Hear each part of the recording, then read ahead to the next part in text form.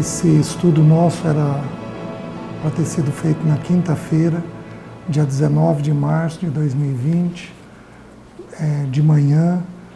Porém, com essa questão do coronavírus e por causa da questão de nós ficarmos reunidos muito num lugar, então a gente preferiu não fazer.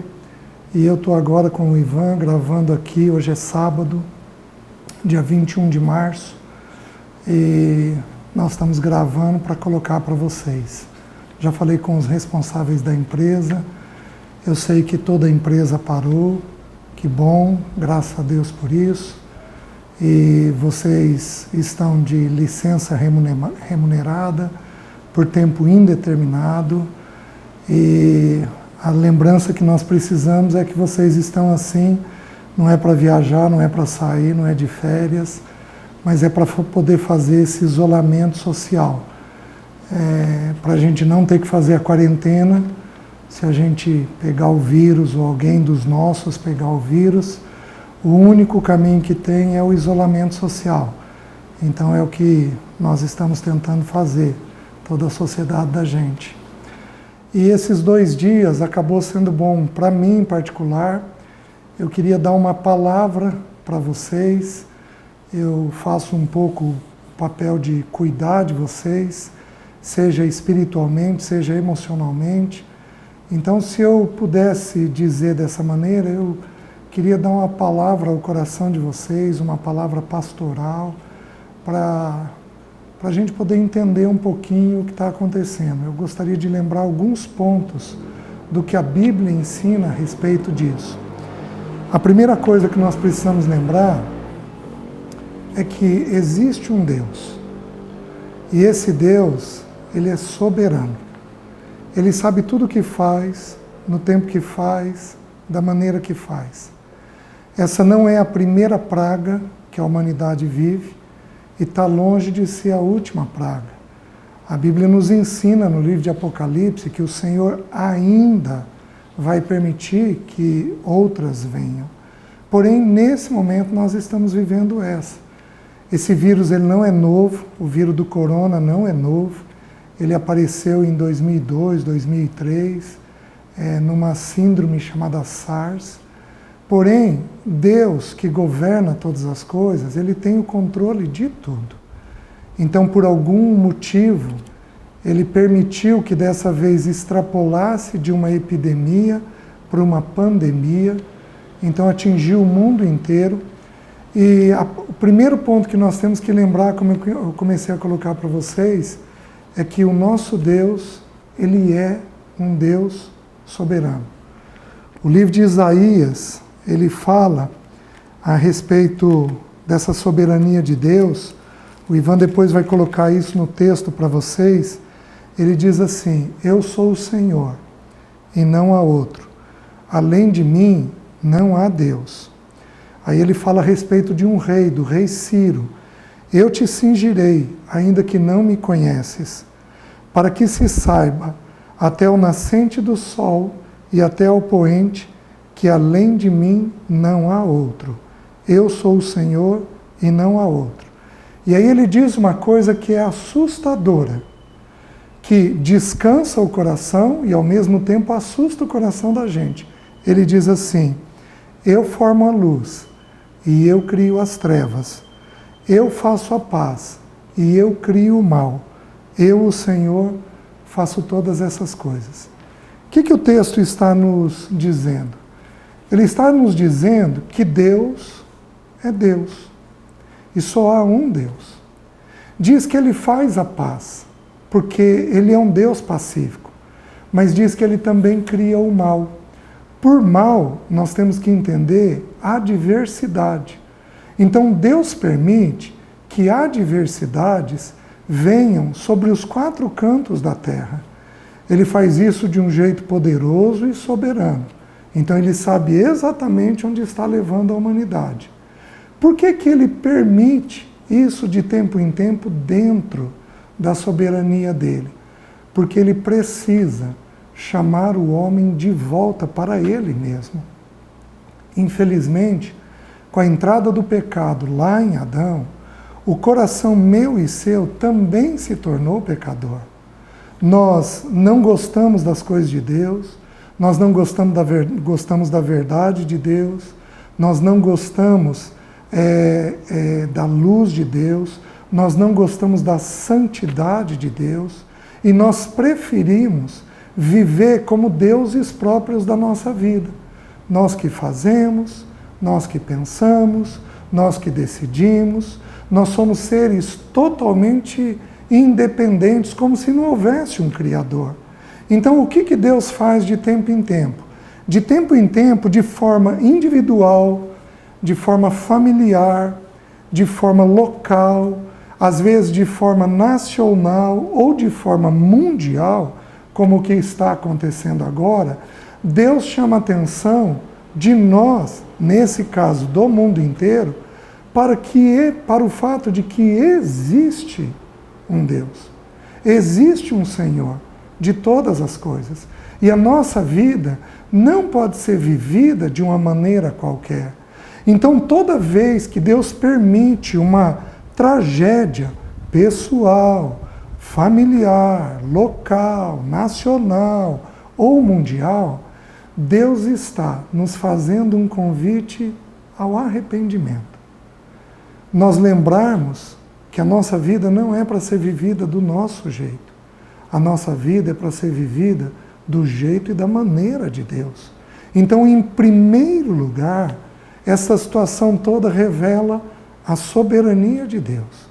Alguns ficam assustados com isso, dizendo que é inconcebível que um Deus de amor, que um Pai de amor, possa permitir que pessoas venham à morte. Mas nós também temos que lembrar que é inconcebível que um Deus soberano e santo continue a permitir que a humanidade viva do jeito que ela quer e não seja chamada de volta para Ele. Então, a primeira coisa que nós entendemos é a soberania de Deus. A segunda coisa que nós entendemos com muita clareza é que Deus também é um Deus bondoso. Ele também é um Deus de amor.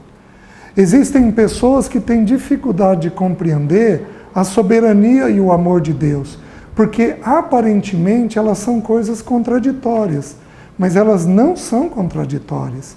Se eu pudesse usar uma expressão de um irmão muito maduro e que já está com o Senhor, ele me ensinou dizendo o seguinte, que a soberania de Deus e o amor de Deus é como um trilho de trem.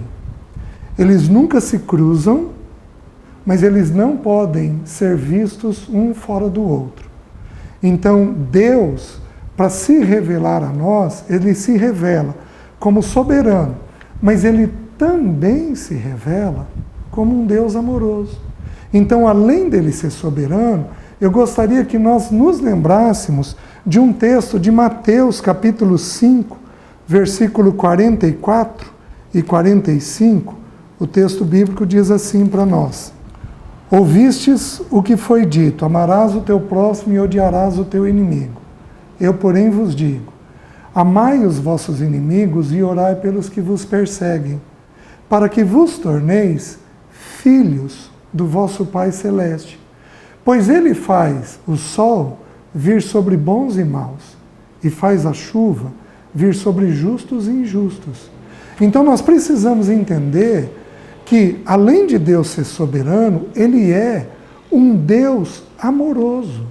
Então Ele não tem prazer na morte de ninguém. Ele não tem prazer que as pessoas venham a sofrer. Mas Ele sabe que o maior sofrimento de todos não é o que nós temos aqui. O maior sofrimento de todos é o que nós vamos ter na eternidade, se nós não nos voltarmos para Ele. Então Ele amorosamente permite dores e sofrimentos para nós, para que nós possamos nos voltar para Ele. E ao nos voltarmos para Ele, recebermos dele porções de amor e de cuidado que Ele tem conosco. A própria palavra está dizendo que o sol, que é uma dádiva para todos nós, vem sobre bons e maus. Mas a chuva que rega a terra, que nos abençoa com alimento, com plantio, que esta chuva que nos dá um pé de alface, um de tomate, que dá tanto prazer, algumas frutas com tanto prazer, que nos dá, que nos sacia, que essa chuva ele faz cair sobre bons e maus. Então, ele tem uma faceta soberana, mas ele também tem uma faceta amorosa. E ele, como diz o texto bíblico, se deixa achar por aqueles que o buscam. Então, quando nós o buscamos, nós encontramos nele um Deus de amor.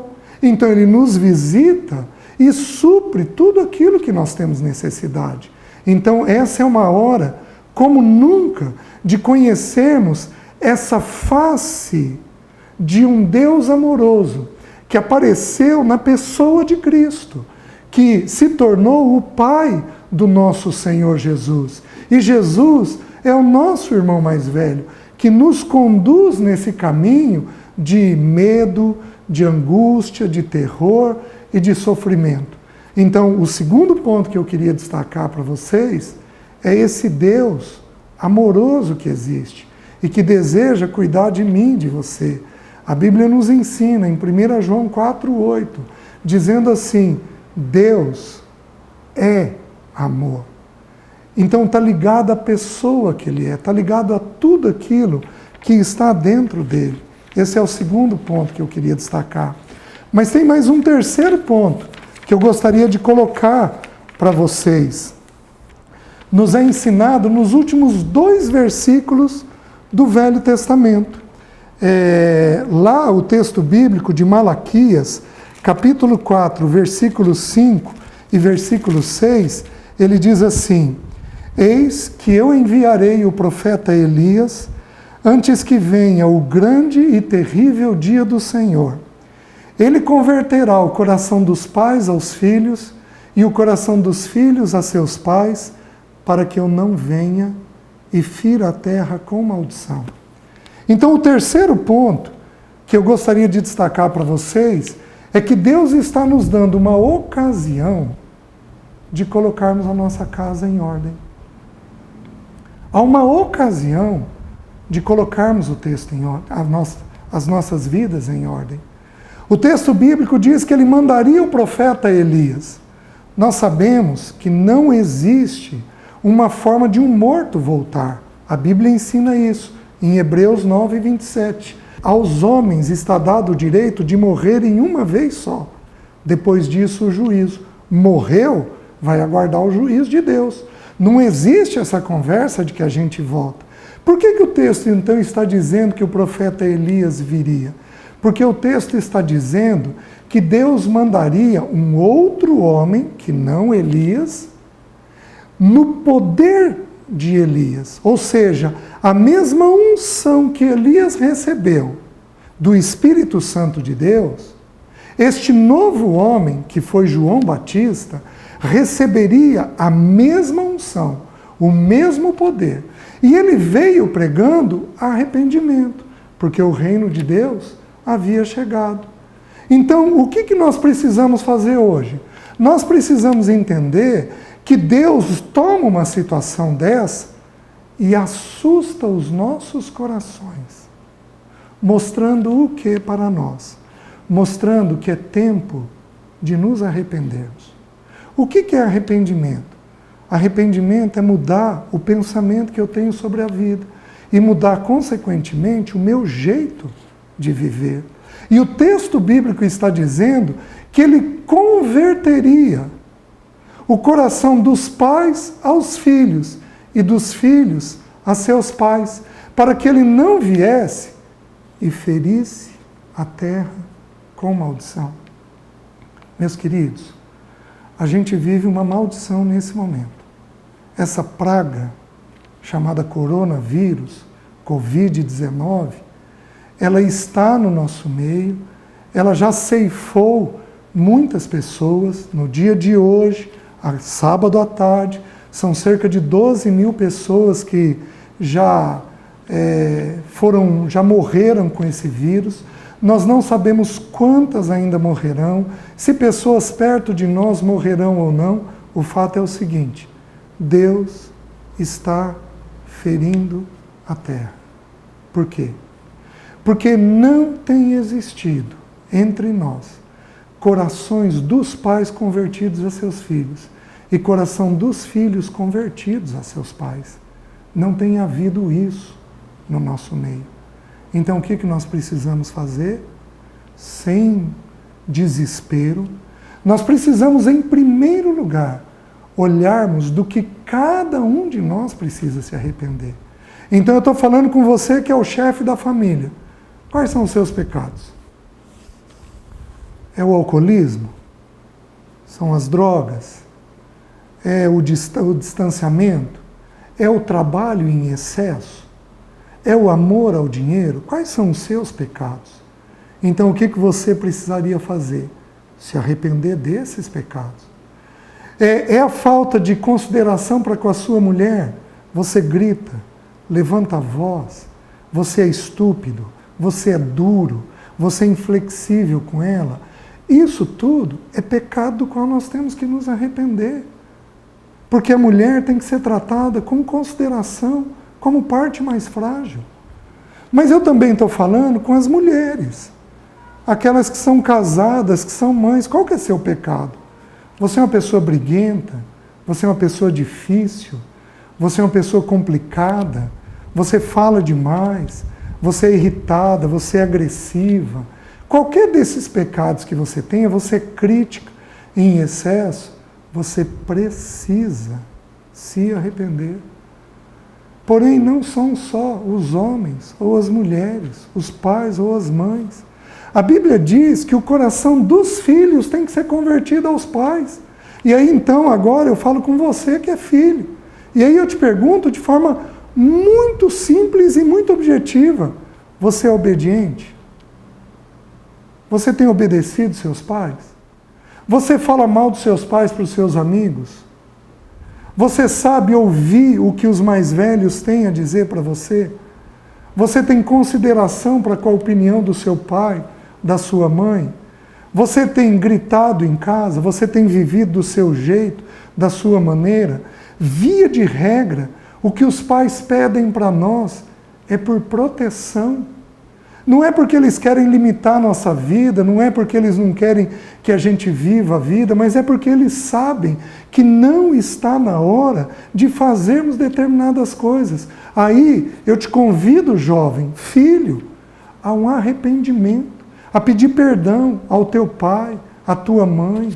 Então, a colocar a casa em ordem. O texto bíblico diz que ele feriria a terra se não houvesse essa conversão dos pais aos filhos e dos filhos aos seus pais. Então esse momento é um momento do quê?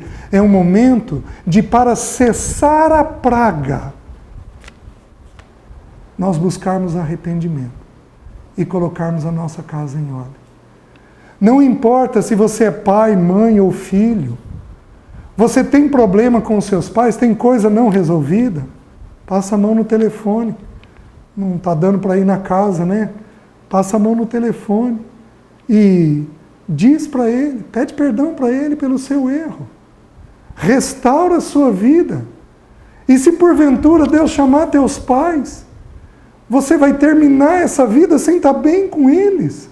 Você vai terminar teu relacionamento com eles sem estar bem com eles. Essa é uma praga que toca muito os velhos, toca todos, mas em especial os mais frágeis são os velhos. E se Deus, porventura, for chamar um dos teus pais, você vai terminar a existência com eles, o relacionamento com eles, mal resolvido, com problema? De jeito nenhum. Você vai resolver isso hoje. Você vai pedir perdão para o teu marido, para a tua esposa, para o teu pai, para a tua mãe, para quem for necessário, para que Deus veja que há corações convertidos nesta terra e que, vendo estes corações convertidos nesta terra, a praga seja cessada. Então é isso que a Bíblia está ensinando. E tem uma última coisa que eu gostaria de colocar. Tem muitas instruções, mas eu vou colocar nesse primeiro momento aquelas que eu considero necessárias. E uma última coisa que nós fazemos. A Bíblia nos ensina No livro de Tiago, capítulo 5, versículo 13, o texto bíblico diz assim: está alguém entre vós sofrendo? Faça oração. Então, como nunca, é um momento de orarmos. Existe uma das pragas, Deus trouxe algumas pragas na Bíblia. Uma delas, Deus trouxe por causa da murmuração do povo de Israel e por causa do enfrentamento que algumas pessoas tiveram com os líderes da nação de Israel, especialmente os líderes espirituais. Deus, então, mandou uma praga, que nós não sabemos qual é, porém, o povo começou a cair morto. Então Moisés vira para Arão e diz: Arão, toma o incensário e sai no meio do arraial, movendo o incensário. O incensário na Bíblia fala das nossas orações. O incenso na Bíblia fala das nossas orações. Então diz que quando Arão saiu no meio do arraial com o incensário, pedindo a Deus para que a praga fosse cessada, o Senhor cessou a praga. Então o que nós vamos fazer nesse momento? Você precisa compreender que orações precisam ser feitas.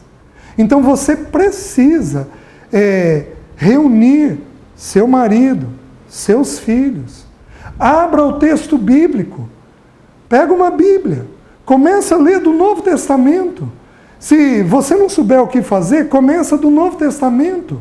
O livro que você pode começar a ler é o livro de João. Então, se não, começa a ler com Mateus, Marcos, Lucas, João. Vai lendo gradativamente, todo dia, uma porção das Escrituras. Talvez a maior lembrança que eu tenho do meu pai terreno é que meu pai me ensinou a ler a Bíblia lendo todo dia na hora do almoço. Ele lia uma porção das Escrituras, todo dia na hora do almoço. Ali eu aprendi a ver Deus. Eu aprendi a ver o Senhor Jesus. Ali eu aprendi a orar.